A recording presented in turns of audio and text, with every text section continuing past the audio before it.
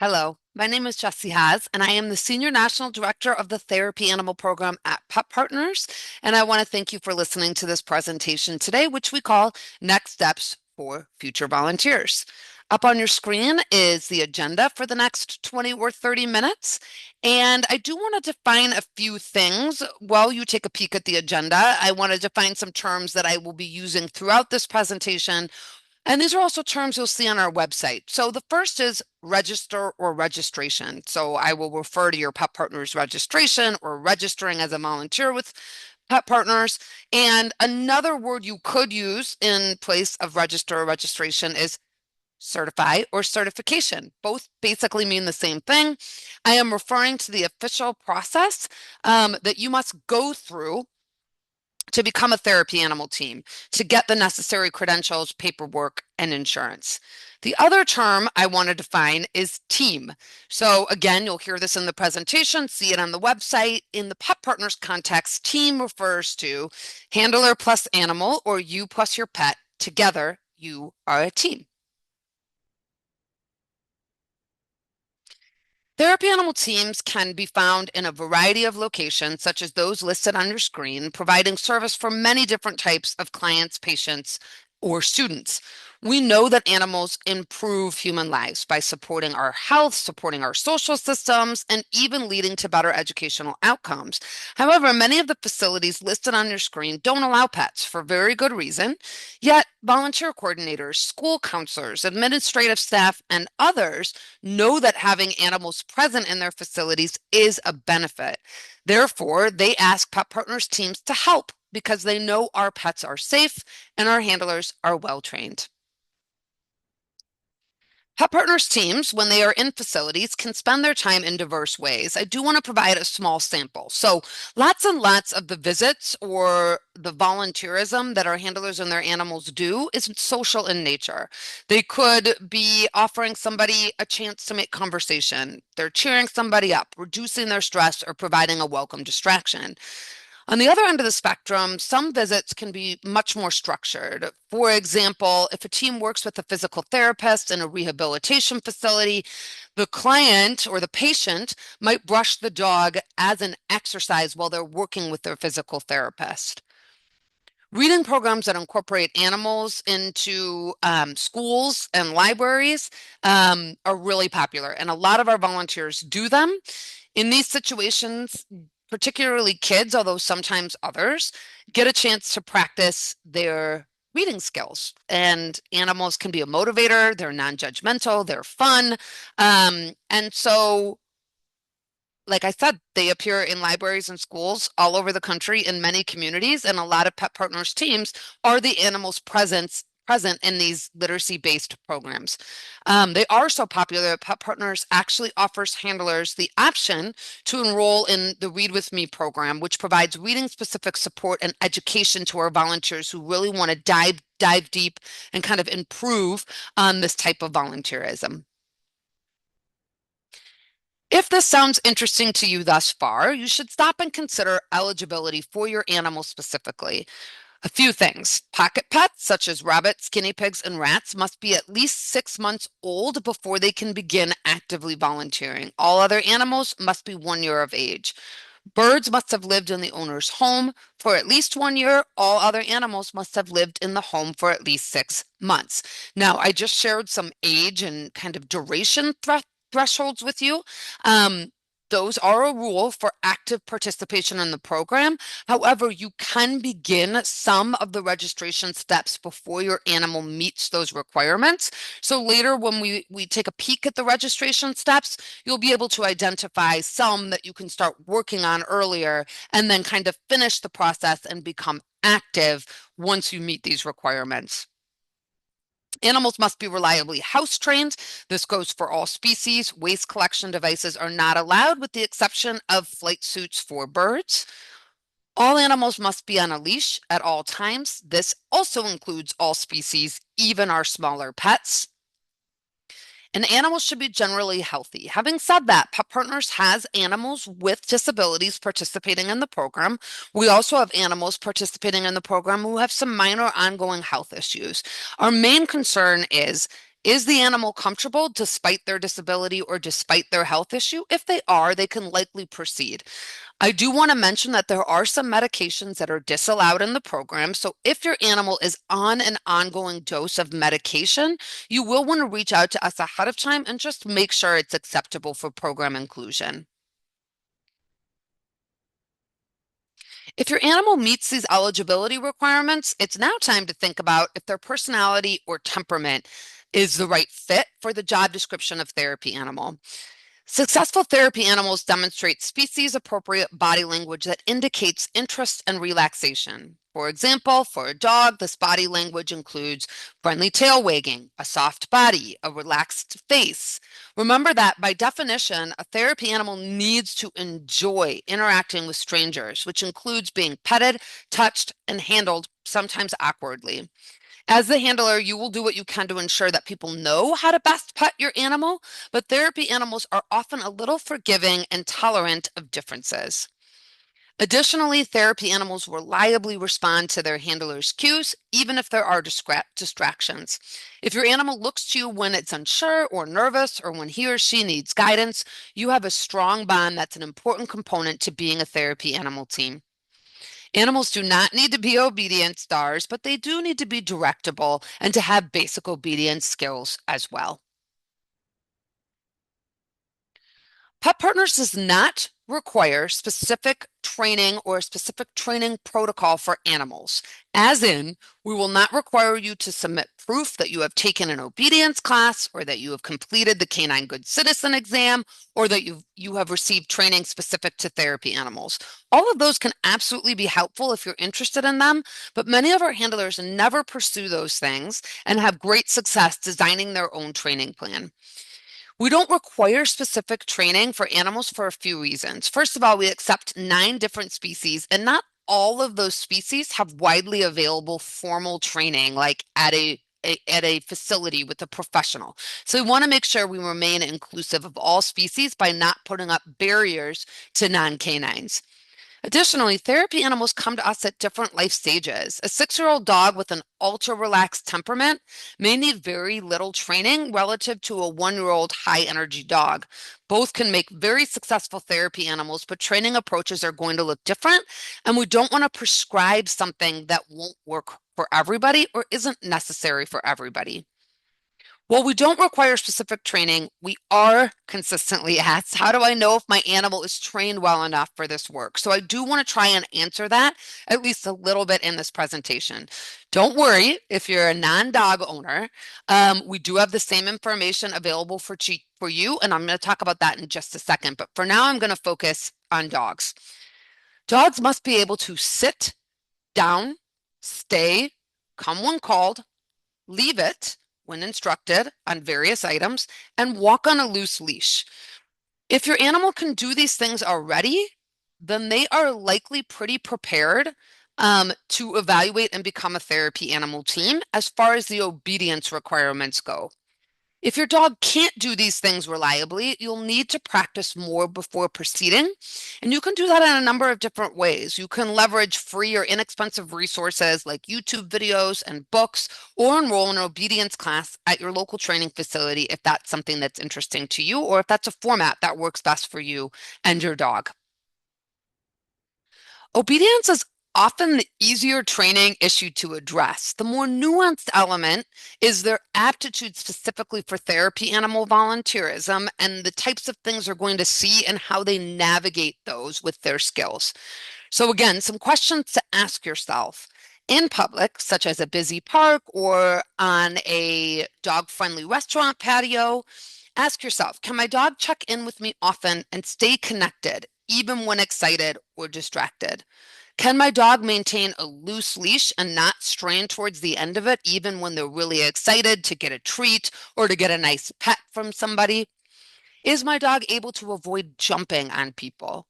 And can my dog recover even when they are stressed by a loud sound or unexpected occurrence? So by recover, I mean they may notice these things, they may look to you for reassurance, but generally it doesn't throw off their temperament or personality when something unexpected or even a little bit scary happens.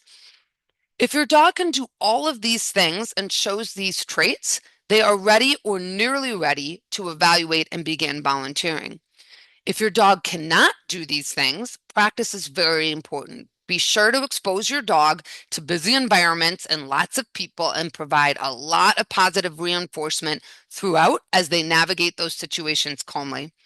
You can also get your dog used to you guiding interactions with people rather than just sitting back and letting them interact with people. And that becomes very important during both the evaluation and when you volunteer. You are expected as a handler to help people and your dog know how to interact with each other in the moment.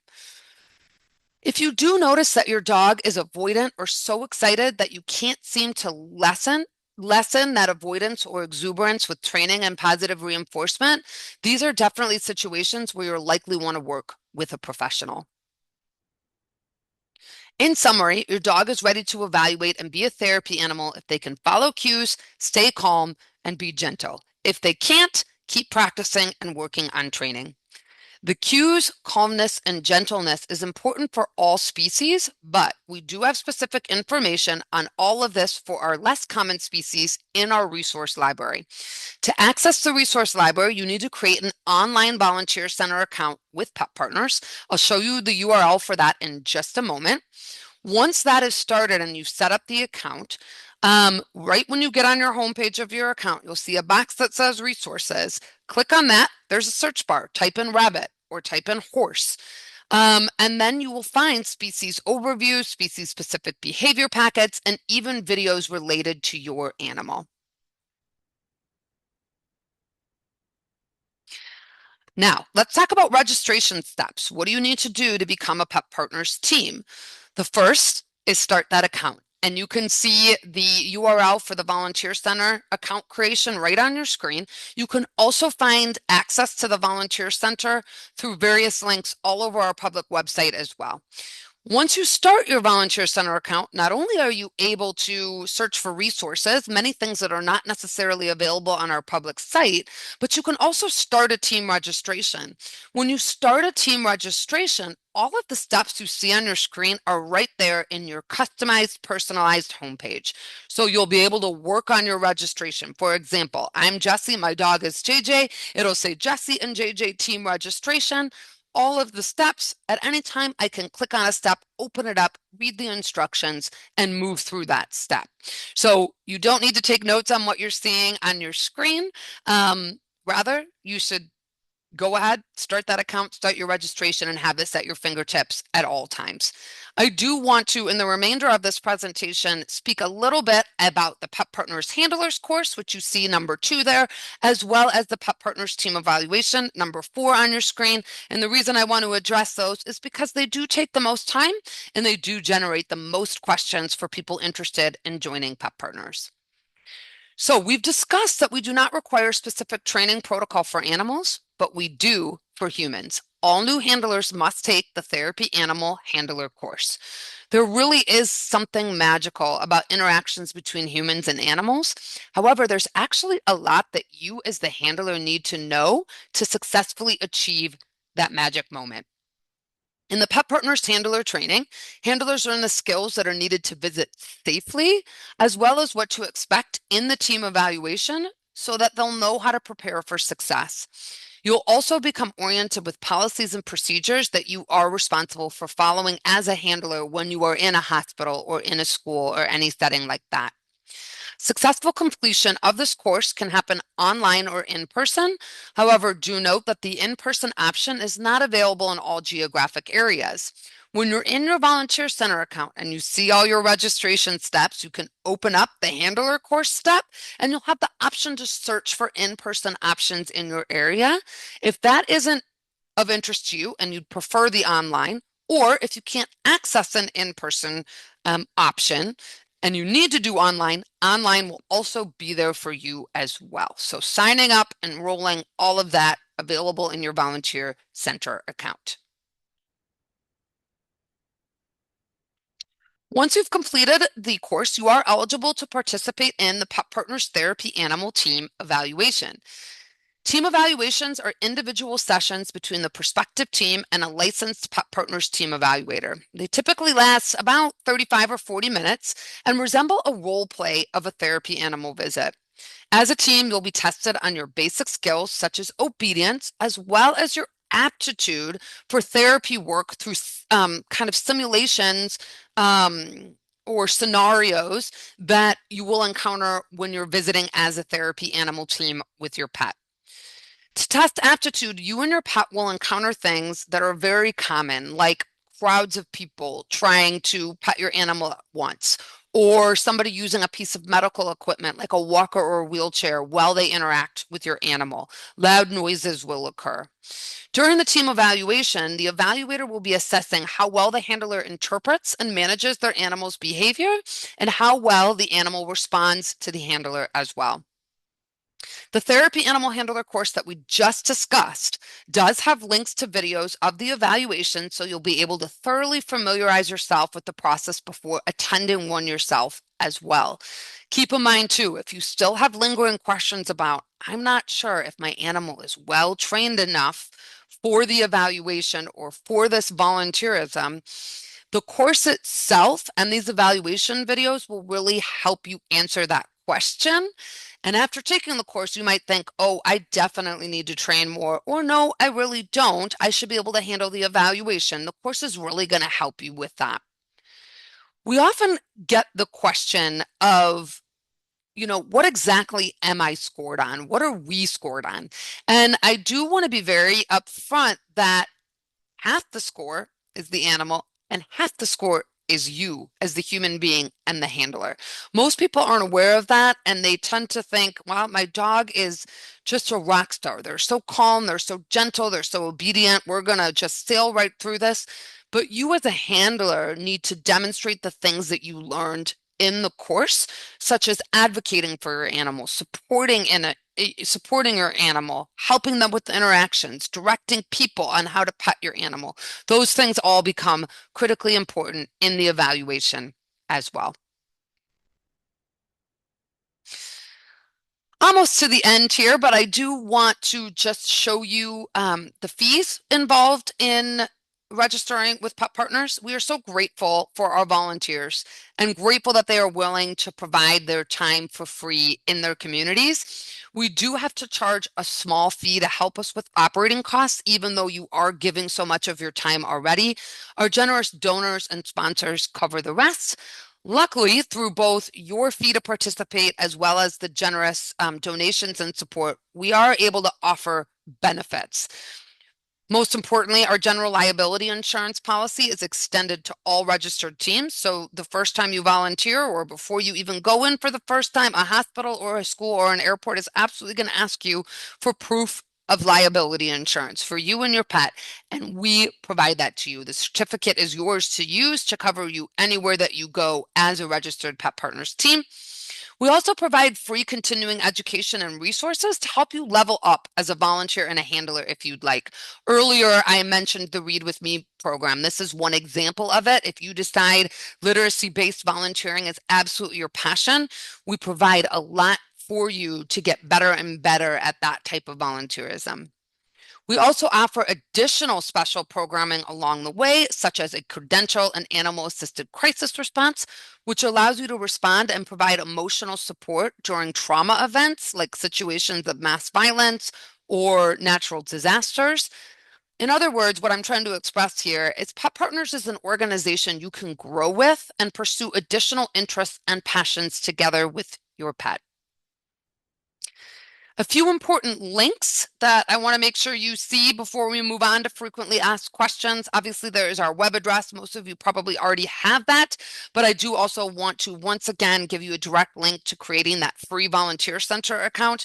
There is absolutely no obligation to doing that. Just because you start one doesn't mean you have to join us or have to register. I just so strongly encourage it because it provides so much information you can't get on our public website and really allows you to engage with resources and engage with the registration steps in a way that will really help you understand if this is right for you and if you've got what it takes to complete it. So we often offer this presentation live, and I take questions from the audience, but this is a recorded presentation for folks who aren't able to attend live. So what I did was gather a few different frequently asked questions that I typically hear from the audience, and I'll just go through these one by one. So the first is, are there evaluations in my location? So again, when you go to an evaluation, it is you and your animal meeting with an individual licensed Pet Partners evaluator. And I always like to remind our prospective handlers that our evaluators are volunteers too. They're contributing their time to our mission, to our nonprofit. And so they may not hold evaluations every single weekend. In fact, they might not even hold them once a month. They might only hold them every other month. And usually when they hold an evaluation, it might be from, for example, 12 p.m. to 4 p.m. on a Saturday, and they'll evaluate 5 different teams with different time slots. So every couple of months they're taking care of 5 or 6 or 7 teams. In some locations, of course, we have dozens of evaluators, such as in large metro areas. So in those cases, you might see an evaluation every week or a couple of times a month. So that's very convenient. But I do like to remind you that they're volunteers as well. And so you may have to be a little bit patient to get an evaluation slot and get signed up. There are some locations where we don't have licensed evaluators. We have about 500, but that doesn't mean every single town across the United States has an evaluator. If that is the case, we have an alternate process that you can go through that is available in our resource library. If you type in evaluation, you will get the kind of process for doing what we call an alternate evaluation or an independently arranged evaluation, where you can go to a dog trainer or a veterinarian and they can deliver the evaluation. Or if you're unable to find that or just want more information about how it works, please contact us and we'll get that information to you right away and walk you through every single step of taking care of this with somebody who is not affiliated with Pet Partners as an evaluator. Also, if you're in a situation where there's an evaluator in your area, but there's way too long of a wait list and you're required to wait 3 or 4 months, we don't want that to happen either. And in that case, we would also be eligible to do an alternate evaluation. We've had a lot of people go through this process. It's generally very approachable and they have a good experience. So, long answer, but I know it's very concerning for a lot of folks about how they're going to get that evaluation and where. Second question is, there are a group of volunteers in my location. So are there other volunteers you can network with and volunteer alongside of? The answer is it depends. We have about 65 community partner groups, we call them, throughout the United States. A few are located abroad. And you can find a directory of community partners on our website, also in the Volunteer Center, or if you can't find it, please reach out to us and we'll direct you to the link so you can search and see if there's one in your area. All community partners do things a little bit differently. They have their own personality. They're serving their own unique geographic area, but at a minimum, most community partners work together to organize evaluation events, right? For new teams. So they look to welcome you. Many community partners also actually schedule volunteers at various different facilities. So let's say the Children's Hospital in Minneapolis, Minnesota wants volunteers every Tuesday and Thursday evening. They might reach out to the community partner in Minneapolis, St. Paul. The community partner will then recruit volunteers from their network and kind of join them up or partner them up that way. Some community partners also do social events and gatherings and just like to build that camaraderie. If you do not have a community partner in your area, that is totally fine. We have a lot of volunteers who just volunteer independently, or maybe they volunteer with another Pet Partners volunteer or two, but there's no official group. That's totally acceptable. Similarly, if you are in an area that has a community partner, you are under no obligation to join them. If you would rather volunteer independently, that is also okay. Last thing about this, if you're somebody who wishes you had a group in your area and you don't, and you'd be willing to start one, and perhaps provide a little bit of leadership locally for other volunteers, reach out to us. We love hearing that. We'll help you form a community partner, help you find other volunteers in the area. So that's an option as well. How do I find a place to volunteer? So I just mentioned if you're in a place with a community partner group and you join one, often volunteer opportunities come to the local groups. Um, in other situations, some volunteers actually reach out to a facility in their area, say their child's school or a rehabilitation facility where they've had a family member before or a nursing care facility. You might feel really passionate about giving back to those clients, patients, or students. And if you do, reach out to them. It's possible they already have a therapy animal program operating there where they take Pet Partners volunteers. If they don't, they might be interested in starting one with you, especially um, once they recognize or realize the rigor of Pet Partners, the insurance involved, all of that. So that's certainly an option for you. Um, and then, of course, on our website in the Volunteer Center, I know I keep mentioning that place, but it's very helpful. Once you are a registered volunteer, a new section of your Volunteer Center will open for you, and we call it our Volunteer Opportunities Directory. Facilities are also able to go post their opportunities there, and it automatically populates for you. So your zip code is there, and it'll tell you every hospital, school, airport, nursing care facility in your area looking for volunteers who has come to our website and posted that. And right there, it will have the volunteer coordinator or the staff member's contact information. You reach out to them directly. You set up a schedule that works for you. So that's another option. I will say this, it is very rare that volunteers say, I can't find a place to volunteer. It might happen very occasionally, but it is extremely rare. Ultimately, there is more demand than there is supply of therapy animals in most communities, and more and more and more facilities are recognizing the value and wanting to have animals on site. And more and more and more are starting to prioritize the Pet Partners registration because we require our handlers to be educated, because we have such a rigorous evaluation. And so they are very pleased when there is a Pet Partners team who wants to visit and volunteer for them. We often get a question about the American Kennel Club's Canine Good Citizen test. I already mentioned that once. Um, there seems to be often a misunderstanding that a team needs to go through the Canine Good Citizen exam before they're eligible to become a therapy animal team. Absolutely not. A lot of volunteers find the CGC a good thing to prepare and go through before they become a therapy animal team, but the vast majority of our teams never have done that. I do think some of the confusion comes from the fact that actually the American Kennel Club also has a therapy dog title. But how that works is you become a therapy animal team, you volunteer, and once you reach a certain number of hours, you can apply to the AKC to receive that title based on the therapy animal volunteerism you've done with Pet Partners. So that can sometimes be the confusion there, but ultimately, again, we do not require that you have done anything specific with your animal prior to joining Pet Partners, provided you have the skill and aptitude and can complete the evaluation. We do get questions about what type of equipment you can use, as in what can your animal wear, what kind of color, what kind of lead, what kind of harness, what kind of leash. And ultimately, we are somewhat flexible. We want your animal to feel comfortable when they evaluate. We want you to feel comfortable. Whatever you evaluate in, whatever equipment you evaluate in with your pet is also the equipment they have to wear when they are volunteering. Um, However, there are some restrictions on equipment as well.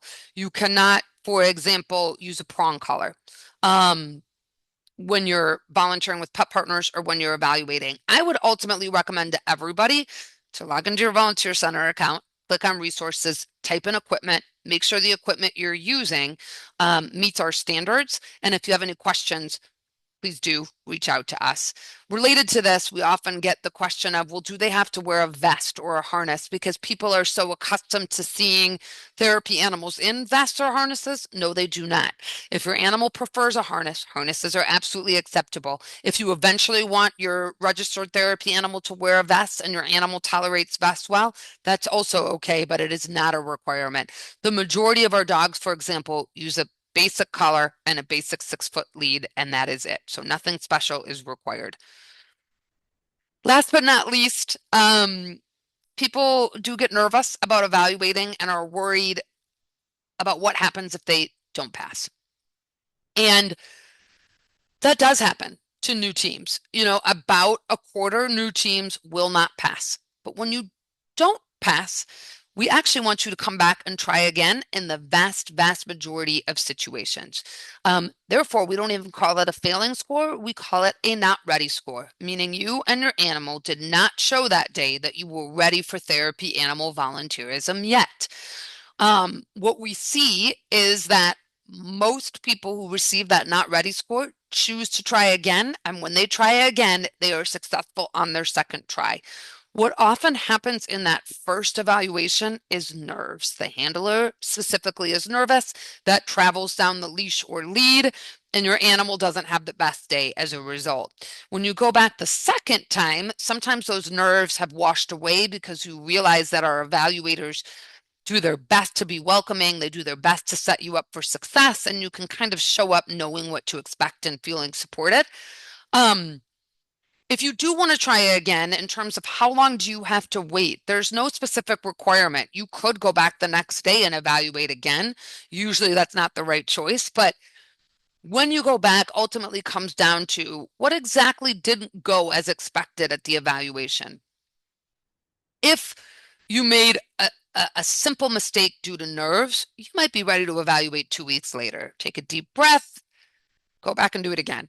However, if your animal did something like jumping up on people, that is a skill that might take a little bit more than a week or two. You might want to really practice avoiding jumping up for a month or two in distracting environments, in exciting environments before you go and try again. So it ultimately just depends. But bottom line, we want you to succeed. We're going to do our best to help you succeed. And we don't see it as a problem if the first time didn't go well. That is not a black mark on your record. It is not problematic. In fact, so many of our teams and our animals that have served for a decade or more have received not readies at evaluations before. It happens. It's okay.